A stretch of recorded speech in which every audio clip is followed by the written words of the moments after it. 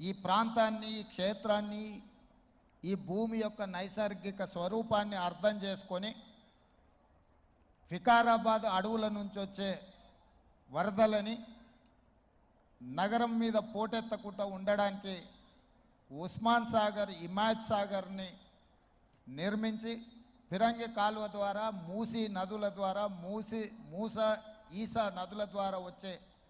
నీటిని నియంత్రించి ఆ నీళ్లను నగరానికి తాగునీటిగా మార్చి ఈ ప్రాంతంలో గొలుసుకట్టు చెరువులను నిర్మించి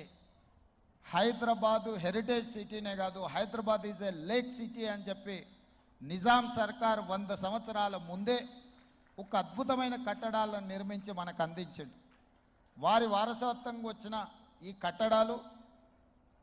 మొన్న జరిగిన ఎండాకాలంలో తాగునీటి సమస్య వచ్చే కృష్ణా, గోదావరి ఎండిపోతే